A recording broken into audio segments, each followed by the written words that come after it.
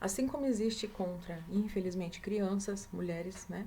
Então também existem violências contra os idosos. E eu vou falar um pouquinho sobre cada um dos tipos para que vocês, como cuidadoras, consigam identificar, caso vocês identifiquem qualquer tipo de violência contra o idoso, para que vocês possam procurar então uma assistente social e fazer denúncia anônima, porque eu vejo que muitas vezes, sim, já estive com alunas que vivenciaram esse tipo de fato e elas se sentiram muito inseguras em relação ao tipo a fazer um boletim de ocorrência de forma direta porque elas não queriam se expor, mas não há necessidade de se exporem, certo? Então, se o que impede vocês de fazerem uma denúncia é o medo de exposição, vocês precisam procurar assistente social para que ela oriente vocês a fazer denúncia anônima e todo o encaminhamento, tá?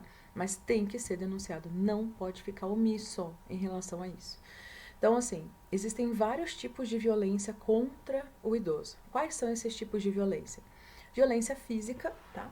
Então, o que é violência física? Violência física é o ato físico, de agredir, enfim, até é difícil falar isso, eu não consigo nem, a gente não consegue nem imaginar, mas, enfim, agredir fisicamente, né? Bater, causar hematomas, enfim, agressão física mesmo, tá? E esse tipo é um tipo de violência. Outro tipo de violência que existe, então, é a violência psicológica. Violência psicológica é a violência mais difícil de identificar, justamente por não ter hematomas, né? Não, a violência psicológica é um tipo de violência que não causa hematomas físicos, porém, muitas vezes esses hematomas acabam sendo emocionais, né? Vamos supor, ou seja, feridas emocionais que são muito mais complexas, né? Então, a violência psicológica é toda forma de violência que fere o emocional daquela pessoa, fazendo com que ela se sinta incapaz, fazendo com que ela se sinta abusada, não permitindo nela autonomia, né? Então, quando o idoso não tem mais autonomia e o filho não permite que esse idoso tenha autonomia, então são xingamentos, são violência verbal, tá? Isso tudo se enquadra em violência psicológica. Quando o filho xinga demais o idoso, não é só xingar de brigar, né? Mas é um xingamento no sentido assim, ah, você é um inútil, ah, nossa, se não fosse eu aqui, você não estaria aqui, o que seria da sua vida sem mim? Mais ou menos como a gente vê em outros tipos de relacionamento abusivo, enfim, né? Todos os tipos de relacionamento abusivo existem essas formas, né? Então, tipo físico, tipo psicológico, tipo moral. Violência moral contra idoso é muito triste, gente, é muito pesado. Porque violência moral é o quê? É quando o filho expõe esse idoso para as pessoas, né? Ele acaba invalidando esse idoso externamente de um jeito em que esse idoso se sente acuado, no sentido de inválido, incapaz, inútil, né? Então a pessoa expõe esse idoso para os outros, para a família, enfim, e também muitas vezes o mantém isolado também, tá? O mantém isolado, quando ele mantém esse idoso isolado, sem contato com ninguém, como colocando ele como um ser incapaz, enfim, demente, isso tudo também é violência moral, porque esse idoso ele não tem, acaba não tendo mais autonomia nenhuma, tá? Então, também outro tipo de violência. Negligência é um tipo de violência muito grave também, que é negligenciar o cuidado com aquele idoso, ou seja, simplesmente, uh, por exemplo, não tratar os cuidados básicos daquele idoso, como higiene, alimentação, e ver isso tudo e saber que o idoso está passando por essas necessidades e não auxiliar. Isso é negligência, tá? Tem a questão do abandono também. Abandono entra também mais ou menos como a negligência, só que negligência é relativo aos cuidados básicos. Abandono aí não envolve somente os cuidados básicos, envolve os cuidados emocionais também, no sentido de não estar ali junto com aquele idoso. Só que aí tem uma questão, turma. Em relação ao abandono, o que hoje em dia a sociedade precisa ser muito informada? Abandono de idoso não significa institucionalizar o idoso. Ou seja, o filho, quando ele coloca o idoso numa instituição de longa permanência, não significa, a princípio, que ele esteja cometendo abandono, certo? Assim, a sociedade, né? Tem muita coisa que a sociedade nossa precisa mudar ainda, né? Em relação a pensamentos e tantas coisas. E uma delas é em relação ao conceito de abandono de idoso. O que a sociedade entende que é abandono de idoso? A sociedade entende que abandonar o idoso é quando o filho se recusa a morar com o idoso. Isso está totalmente errado. Quando o filho se recusa a morar com o idoso, não é considerado abandono, desde que esse filho saiba aonde está o seu familiar idoso e acompanhe toda a rotina dele. Como assim? Se o filho ele vê que ele não tem condições financeiras de arcar com o cuidado do seu pai, né? Seja por causa de gastos que teria com enfermagem, cuidador, fisioterapia, fonoaudiólogo, nutricionista, tudo isso são gastos, certo? E que são questões que não estão dentro da formação desse filho e muitas vezes da estrutura econômica, tá? Que esse filho pode ter. Então, assim, quando esse filho não tem condição e também nem conhecimento sobre o que fazer para cuidar desse pai, ele pode sim procurar uma assistente social que vai ajudar ele em relação ao encaminhamento para uma ILP, que é o quê? Instituição de Longa Permanência. Ah, mas então se esse filho colocar o idoso numa instituição de longa permanência, está abandonando. Não. Desde que ele acompanhe esse idoso nessa instituição, certo? Tá? Então, é isso que vocês precisam entender. Tem uma diferença enorme entre abandono e internamento, tá? Então, o filho que decide internar os seus pais, internalizar os seus pais numa instituição de longa permanência, não está cometendo abandono, desde que ele acompanhe esse idoso na instituição. Como assim? Toda semana tem os dias da semana. Cada instituição de longa permanência organiza os dias em relação a dias e horários de visita, certo? E toda instituição está sempre prestando informações sobre todos os cuidados que estão sendo feitos com aquele idoso. Então, o familiar que tem um idoso que esteja em uma instituição de longa permanência, ele tem obrigação de acompanhar esse idoso, a rotina desse idoso, tá? Então, o fato de deixar o idoso numa instituição de longa permanência não significa abandono, desde que esse filho acompanhe a rotina desse pai, dessa mãe na instituição, certo? Isso não é abandono. Então, isso é um conceito que vocês, como cuidadoras, precisam muito entender. Porque o que eu vejo? Eu vejo que muitas cuidadoras, por não terem ainda, né, o conhecimento em relação à legislação, em relação ao Estatuto do Idoso e o que seriam as instituições de longa permanência ou casa de repouso, muitas vezes entendem que se o filho está chamando elas para, né, contratar para cuidado é porque ele já está abandonando. Não, justamente o contrário. O filho que contrata o trabalho de um cuidador, ele não está praticando abandono de jeito nenhum. Ah, mas ele não fica junto com o seu pai. Ok, porque ele precisa ter a vida dele, certo? Então, esse romantismo que a sociedade tem em relação... Isso é romantizar uma relação que acaba sendo muito desgastante, que é o filho que precisa abandonar tudo para cuidar do seu pai. Isso é um tipo de situação que, infelizmente, é romantizada no nosso país por questões religiosas. Só que o dano que traz para a vida desse filho cuidador é terrível. É terrível, porque ele acaba tendo que abrir mão da sua própria vida para cuidar do seu pai, sozinho, da sua mãe sozinha. E é quem vai cuidar desse filho cuidador quando seus pais morrem? Ninguém pensa nisso. Por isso que, hoje em dia também, a legislação já está vendo essas questões. Né? Não posso afirmar para vocês aqui especificamente o que teve de alterações, o que vai ser alterado, mas eu sei que algumas coisas em relação a direitos sobre esse cuidador, né, já estão sendo revistos, porque está tendo cada vez mais aumento de idosos no mundo. E com o aumento de idosos, por questões culturais, tem filhos que acabam deixando tudo para cuidar desse idoso. O que daí deveria ter direitos em cima disso, né, e estão sendo revistos, tá? Então, só para vocês entenderem, abandono não é quando o filho contrata um cuidador para cuidar do seu pai. Isso não é abandono, certo?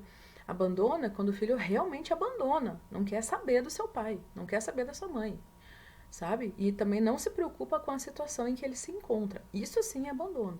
Agora, quando o filho interna o seu pai num centro de repouso, numa instituição de longa permanência, isso não é considerado abandono, desde que esse filho acompanhe a rotina do seu pai nessa instituição, da sua mãe, né? Então, se ele vai lá toda semana visitar sua mãe, já pede um relatóriozinho para toda a equipe de enfermagem para ver o que está sendo feito, acompanha a rotina. Hoje em dia, em centros de repouso que são mais, né, enfim, que acabam tendo um custo maior, né? Existem até câmeras dentro desses centros de repouso para que o filho consiga monitorar pelo celular o que está sendo feito, como que seu pai está sendo cuidado. Então, gente, isso não é abandono, certo? Abandono é quando o filho realmente não se preocupa, não quer saber como seu pai e sua mãe tá vivendo nesse momento.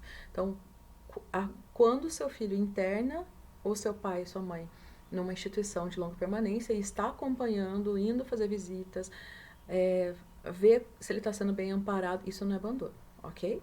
Tá? Então, precisamos mudar o conceito de abandono. Existe daí a violência financeira. Então, violência financeira, pessoal, infelizmente, é extremamente delicado, porque muitas vezes, olha que contraditório, né? A gente falando sobre essa questão de valores religiosos e que a religião ensina, que tem que cuidar dos pais até morrer em casa mesmo, mas é assim, partindo desse princípio, é nesse princípio que a gente encontra filhos que se aproveitam dos seus pais de forma financeira, certo? O filho que se aproveita financeiramente do seu pai é o filho que mora junto. Dificilmente vocês vão ver um filho que se aproveita do seu pai, da sua mãe e que está pagando uma instituição de longa permanência, um centro de repouso para que ele envelheça bem, né? Geralmente os filhos que acabam cometendo violência financeira são justamente os filhos que moram junto.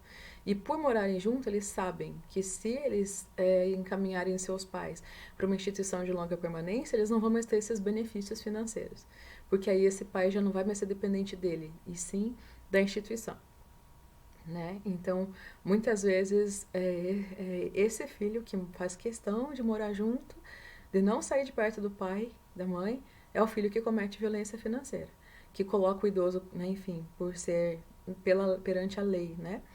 Ele acaba se tornando dependente do seu filho, então esse filho sabe disso e acaba então se aproveitando desse pai, dessa mãe na questão financeira. Então, todos os cartões, contas e tudo quem acaba administrando é esse filho, né? Então, isso é violência financeira, que é tirar totalmente a autonomia desse idoso.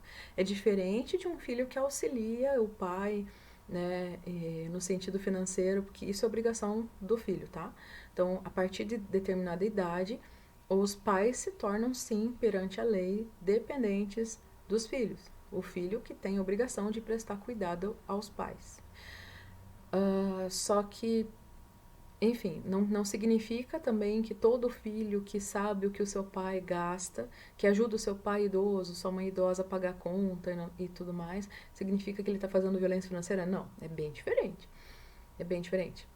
Violência financeira é quando o idoso não tem controle, não pode nem o gasto dele todo vai para o filho. E o filho gasta com coisas pessoais e não com tratamentos com os idosos. É diferente de um filho que, por exemplo, ele ajuda o idoso com a aposentadoria que o idoso recebe. O filho sabe, olha, pai, o senhor tem que comprar isso, isso e isso. Eu vou ajudar o senhor com isso, isso e isso. Isso não é violência financeira. Certo, turma? Então, violência financeira não é simplesmente o fato do filho saber que o idoso tem aposentadoria no valor X, mas quando essa aposentadoria desse idoso é usada a favor desse idoso, se o filho está ajudando, então o filho não está praticando violência financeira.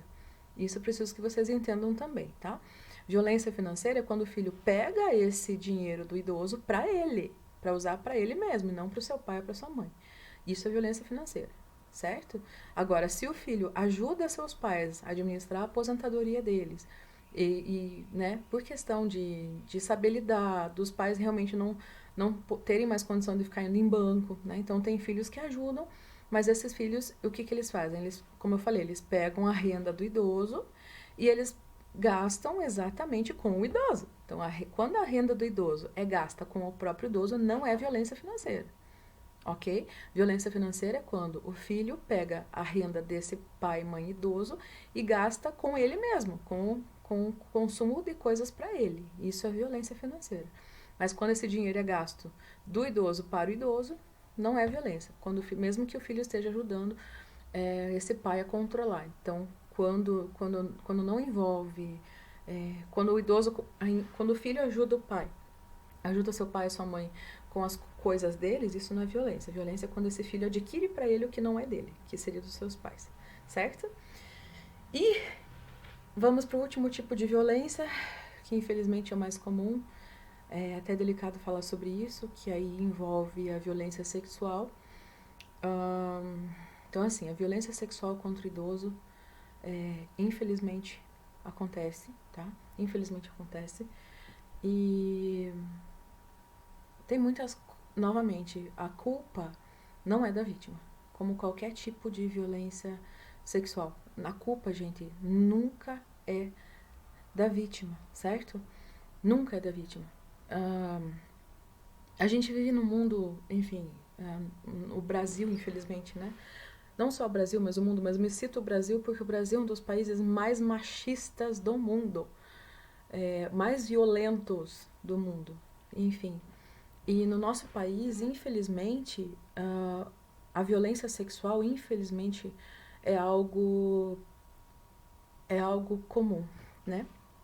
Em todas as idades e com todos os grupos vulneráveis, né? Então, assim como é comum violência sexual contra mulheres, infelizmente é comum violência sexual contra crianças e idosos também. Então, assim, em relação à violência sexual, o que vocês como cuidadoras precisam entender? Cuidadores, né? Não só em relação à violência contra idoso, mas começando pela mulher, começando pelos direitos da mulher. O nosso país, como eu falei, ele considera... Se a mulher sofre um tipo de violência, por exemplo, é muito comum ouvir: ah, mas fez porque pediu. Quem manda usar decote? Quem manda usar saia curta? Quem manda? Fez porque quis. Não é assim que acontece. Não tem nada a ver isso. Tanto que é provado por psicólogos, por psiquiatras, que pessoas abusadoras, o que excita um abusador não é roupa, não é decote. É a vulnerabilidade. Certo? Não esqueçam, gravem isso que eu tô falando. O que excita um abusador sexual é a vulnerabilidade, a fragilidade da vítima. Não é decote, não é saia curta, não é batom vermelho. É vulnerabilidade. Por isso que a gente vê que, assim como existem, infelizmente, seres, nem sei se pode chamar disso, mas enfim, que se aproveitam de crianças que estão indefesas, também se aproveitam de idosos, tá? Justamente porque eles sabem que aquele idoso não vai se mexer, que aquele idoso tá lá, tá acamado, tá dependendo dele, muitas vezes. Então, vamos tirar esse conceito errado também de que a pessoa que enfim, que tem essa maldade, que é um transtorno de caráter, tá?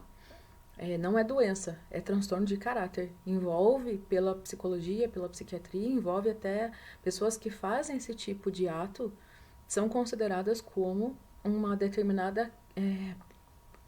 dentro dos transtornos de psicopatia, certo? Então, a gente não pode também achar que isso não vai acontecer, que, enfim, imagina como que alguém vai abusar de um idoso. Porque existem pessoas que não têm caráter. Que não têm caráter, infelizmente. Então, por isso que é extremamente urgente mudar vários conceitos. Dentre eles, como eu falei, a visão de que educando à base de cinta, de palmada é maravilhoso, né? Porque aí você estimula uma criança a ser um adulto agressivo, né? Assim como também está totalmente errado dizer que a culpa de violência sexual é por causa que usou um decote, é porque usou uma mini saia. Idoso não usa mini saia, idoso não usa decote, não quer provocar ninguém, ainda mais está camado. Então isso não é justificativa. Agora, o que as pessoas precisam entender é isso, que a pessoa que realiza qualquer tipo de ato violento sexualmente, ela nunca vai procurar uma pessoa que esteja de decote e saia curta. Está na hora de quebrar esse conceito ignorante de que um estuprador vai, a culpa de existirem estupradores no mundo é porque mulheres usam decote. Não tem nada a ver. É porque é um transtorno de caráter que essa pessoa, por falta de caráter, ela fica excitada em ver alguém que está vulnerável a ele, tá? Então, são muitas questões que a gente precisa rever para que esse assunto a gente consiga reduzir, né, os tipos de violência, não, né, não somente com o idoso, mas no nosso caso, como profissionais de saúde, que a gente consiga identificar, que a gente consiga encaminhar esse idoso, né, e novamente, o profissional que é o nosso maior aliado nesse momento acaba sendo o assistente social, tá? Então, assim, o que que a gente, como que nós, como profissionais da saúde, a gente consegue identificar esses tipos de abuso? Então, assim, o idoso, ele nunca vai se omitir totalmente, tá? Então, assim, quando esse idoso, ele demonstrar algum tipo de fragilidade, medo, né, reações de medo, porque como o idoso ele vai estar vulnerável, o que que a gente pode observar? Que ele tem resistência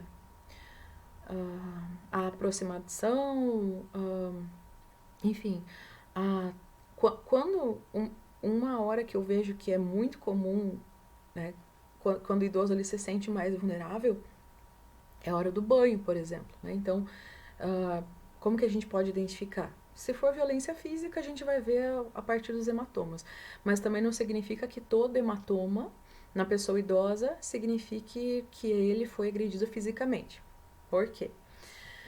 Porque a pessoa idosa, ela tem uma alteração na parte dermatológica, ou seja, na pele. Então, a estrutura da pele do idoso é bem mais fininha do que a nossa, né? Bem mais frágil do que a nossa. É muito comum, né? Então, por isso que vocês, como cuidadores, vocês precisam estar atentos a qualquer hematoma que aparecer de diferente no corpo do idoso, porque tem hematomas que acabam aparecendo por causa de medicamentos anticoagulantes, tá? Então precisa ser verificado. Tem hematomas que vão aparecer porque muitas vezes o idoso acaba batendo o bracinho na maca, ou porque muitas vezes a gente vai mobilizar o idoso, na hora que a gente vai mobilizar, ou seja, mudar ele de posição, a gente acaba tendo que sim exercer um pouco mais de força em uma determinada área, geralmente articular, para a gente conseguir mudar ele de decúbito. Então pode ser que na hora que você vira o idoso fique vermelhinho. Isso significa agressão? Não, porque a pele do idoso é mais sensível. Mas o que fazer quando acontece esse tipo de situação? Chama o filho, a filha, o responsável e explica, olha, tá vendo essa manchinha aqui, essa marquinha aqui? Ficou vermelhinho porque eu fui virar ele para cá e acabei, né, utilizando mais força na hora de segurar no ombro, por exemplo. Então, isso não é violência, certo? Porque a gente, no caso, está fazendo o nosso trabalho e devido à pelezinha dele serem mais sensível, mais fina, então acabou, né, acaba ficando um pouquinho vermelho na hora. Mas é importante chamar o filho e explicar, porque senão, realmente pode dar a impressão que foi um tipo de agressão, mas não foi, tá? É diferente de quando esse idoso realmente passa por um tipo de agressão. Então, tem várias situações que a gente precisa identificar para não confundir também com agressão. Como eu citei o exemplo do anticoagulante, que ele vai ter hematomas, né, pela medicação. O exemplo de mobilização do idoso, quando a gente vai fazer transferência do idoso da maca para a cama, da cama para a maca. Então, dependendo da força que a gente precisa fazer, a gente acaba deixando ele vermelhinho, né? Mas é só na área ali que a gente teve que fazer uma força maior para conseguir realizar a mudança de decúbito ou transferência. Então, assim, nesses casos, não dá para a gente considerar que todo tipo de hematoma seja violência física. mas é importante a gente estar atento a comportamentos em relação à dinâmica familiar daquela família. É um assunto que eu vou tentar tratar com vocês. Quero ver se no decorrer das nossas aulas eu vou procurar colegas, né, da área da psicologia que possam falar mais detalhadamente para vocês sobre isso. O que são dinâmicas familiares, né?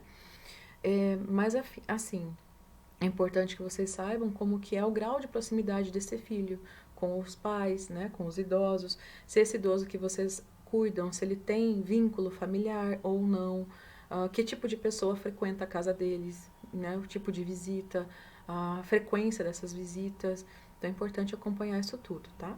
Para daí tentar saber se tem algum tipo de violência ou não, tá? Mas assim, a violência física é só quando realmente vocês veem que tem hematomas que estão surgindo, feridas, e que não tem relação com os cuidados do dia a dia, que né, e nem medicamento anticoagulante, tá? Então tem que observar todas essas questões, certo? E se vocês identificarem alguma coisa, tiverem alguma dúvida, alguma suspeita de que pode estar acontecendo algum tipo de violência, importantíssimo novamente ressaltar a procura por assistente social, tá? Assistente social é um profissional que sempre vai estar do nosso lado em relação ao cuidado com o idoso, idosos, crianças, tá?